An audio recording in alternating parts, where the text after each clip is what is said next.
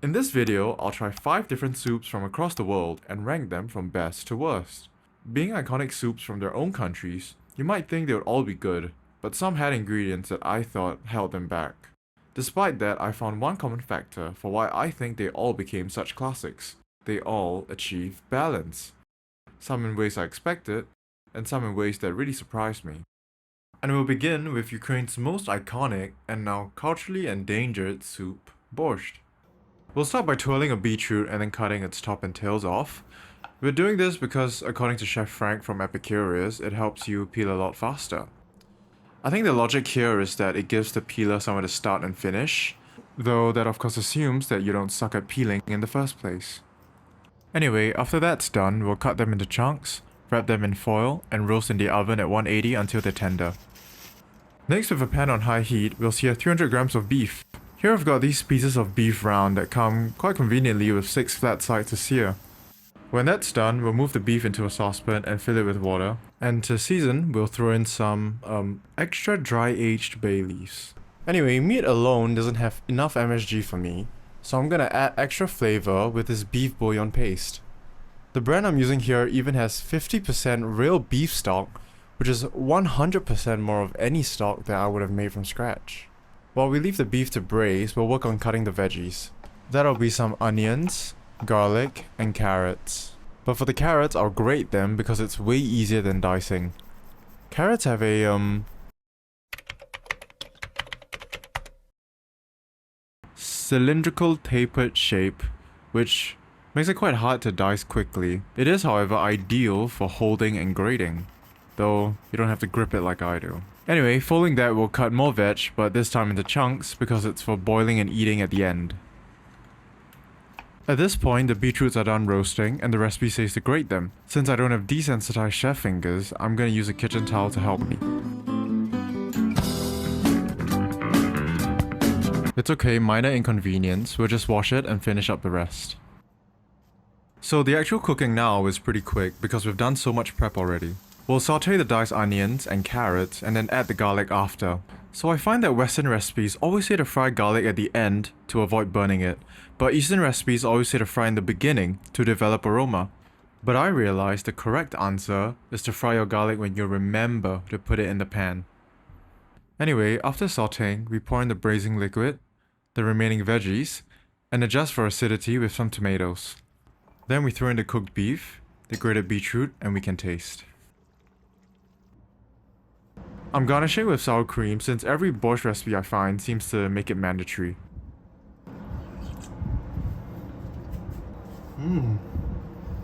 The soup has quite a pleasant balance between the sweetness of the veggies, savouriness of the beef, and the acidity from the tomatoes. The textures are all relatively soft, but that makes for quite a warming and hearty dish. Also, I've never garnished a soup with sour cream before, but it actually works quite well. It changes up the mouthfeel of the soup by making it richer, but still keeps it light with the sourness. I think the soup is delicious and I'd happily eat it again, but the flavors aren't as strong as I personally like, so I'm not dying to make it anytime soon. If your Slavic grandma has a recipe that has blown you away, please share it and I will try the dish again. 3 out of 5. Moving on to the country with the largest YouTube user base, we'll be making a soup that I had to try when I saw the recipe. It's a sour soup called Rasam. So Rasam is a South Indian tomato soup. It's super brothy and super healthy. We'll begin by preparing some tamarind. It's gonna be both the souring agent and the main flavor of the soup. So seeing tamarind in the recipe was actually what immediately convinced me to try the dish. That's because I really like other clear and sour soups like tom yum and sinigang. Mine comes with seeds still in the pulp, which looks like how monkeys spread life throughout the forest. I'll loosen the paste with some hot water. And next we'll work on the only other prep, which is the aromatic paste. After roughly chopping the ingredients up, we'll pound them into a paste with a pestle and mortar.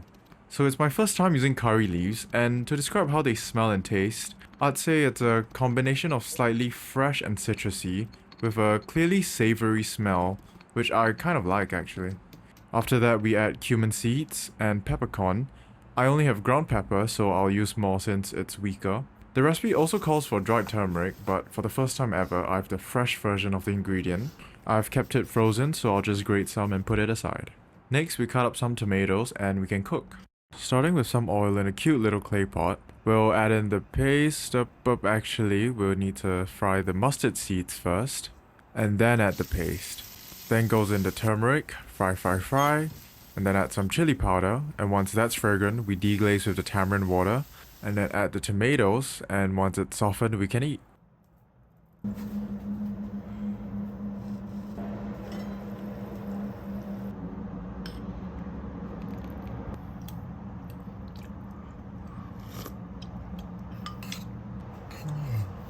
Okay, so I realized that I didn't add any salt, so I'll throw in some chicken salt, let's call it. The balance of this soup is quite new to me. The bitterness and fragrance of the spice herb paste is nicely balanced with the savory acidity from the tamarind, with the salt being very necessary to bridge the two flavors.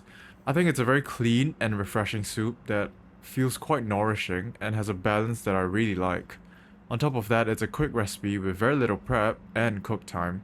I did mention that I like sour soups, so I definitely am biased, but I'll rate this a 4 out of 5.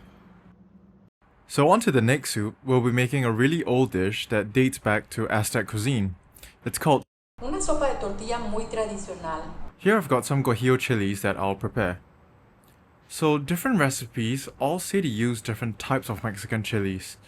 So I did a bit more research and I finally settled for the type that I could get the easiest of, which was guajillo. Anyway, the meat of choice today is gonna be chicken meat, and dark meat to be specific. Compared to white meat, it's higher in collagen and fat, so it works better in these braisy stew type dishes, where the meat cooks for a while. So next we'll prep some onions and tomatoes for roasting. For the tomatoes, I'm gonna use cherry tomatoes because I can never get normal tomatoes that taste sweet and don't cost a ton. To halve the cherry tomatoes, I'm gonna try this hack that helps you cut a bunch at once.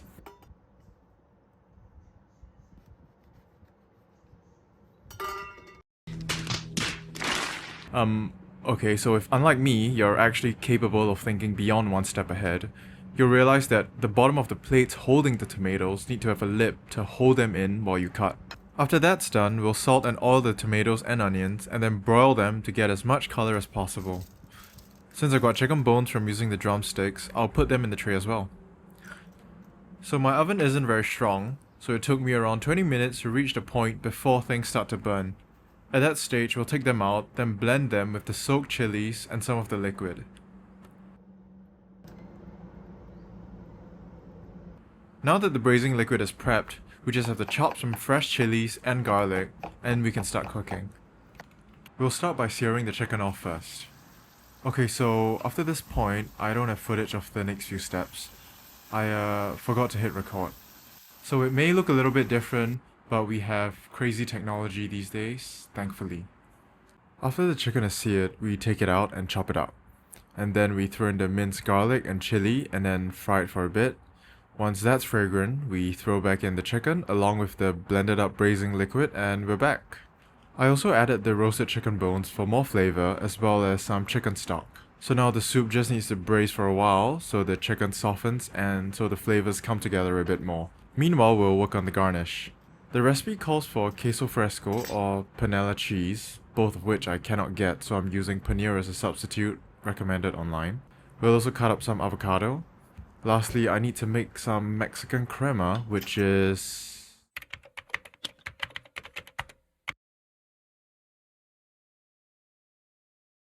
basically sour milk, so I'll just water down some sour cream that I got for the borscht and use that. Now the soup is done braising and we can assemble. The carb of choice here is fried corn tortillas, so of course I bought some fresh corn tortillas and deep fried them before putting them in this bag to use today.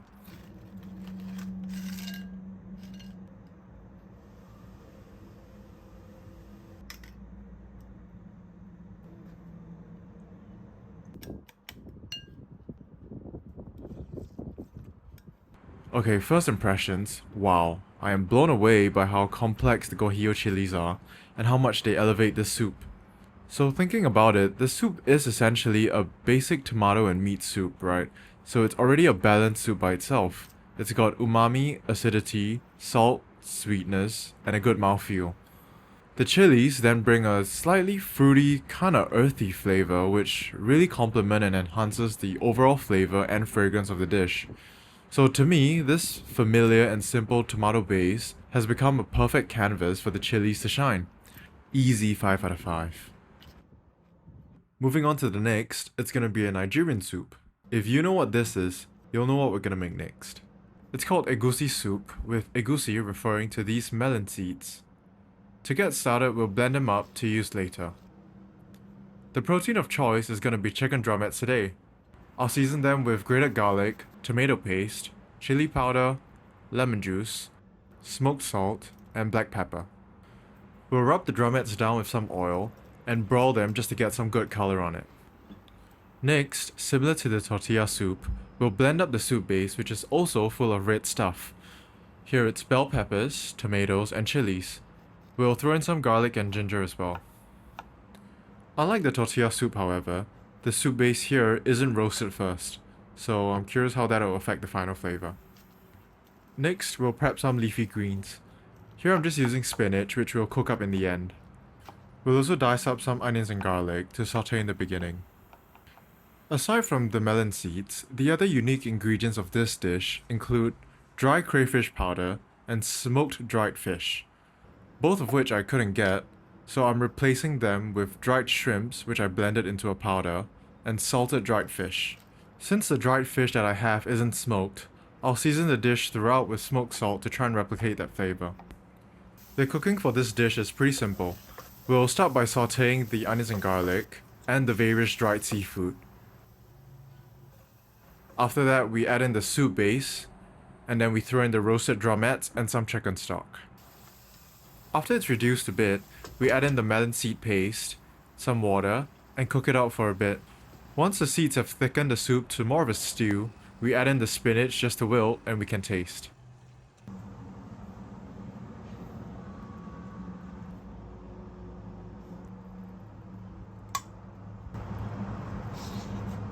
Okay, now that I'm at soup number 4, I'm noticing a constant throughout all these soups. It's that they're all well-balanced dishes, both in flavor and texture. And having this balance is what I think has allowed them to stand the test of time. So here the balance is between savoriness and freshness. The dried seafood and roasted chicken contribute to the left, whereas the spinach added at the end of the soup and the soup base made with raw and not roasted veggies contribute to the right. The crunchy fresh spinach also worked well texturally with the thick soup.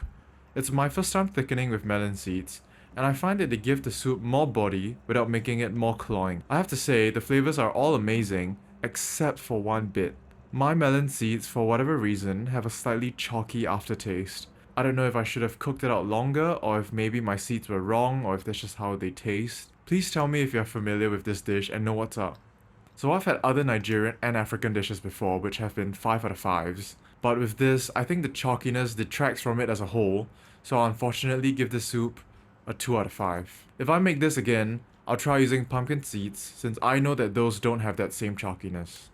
Moving on to the last soup, it's gonna be a Chinese soup.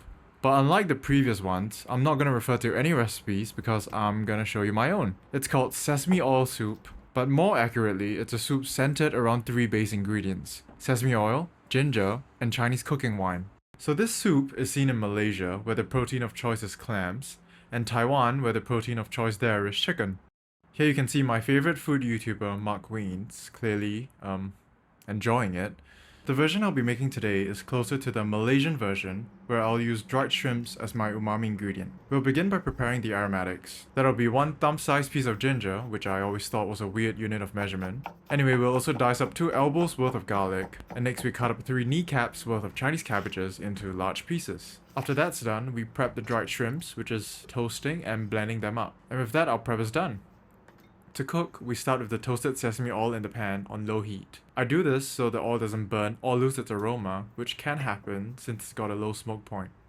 The ginger and garlic then go in, and we fry until that's fragrant.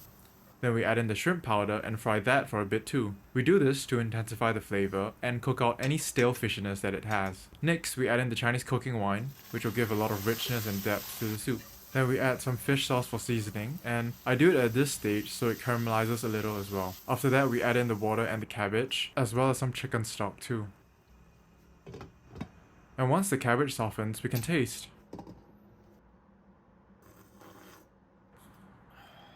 So I think the soup is wonderfully balanced. The roasted sesame oil brings a heavy, toasty, caramelized flavor, whilst the ginger brings some more fresh warmth that's a little zingy and pungent and felt throughout the soup.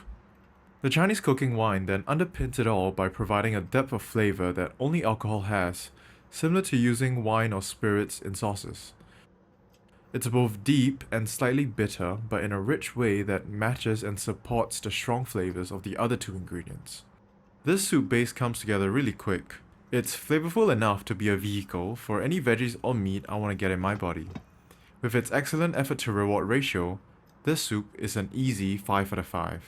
So my overall number 1 has to be the Mexican one, followed closely by Rasam, the sour Indian soup. Both dishes had strong and novel flavors which I am biased to. If you're the same, I would definitely recommend trying those out. The third would be the Chinese soup. The warmth and richness is really nice and familiar to me. Also, it's the fastest soup on this list to come together. The fourth would be the Borscht. It's a good dish, but no particularly impactful flavors like the top 3. And the last would be the Egusi soup. The chalky seeds were too prominent for me to ignore, but again could be user error. For the next video, I'll be making another 5 countries version of something. So I'm doing this concept for 2 reasons. One is because I think there's a lot to learn from classic recipes, and 2 is because I want to try dishes that different people in the world had growing up.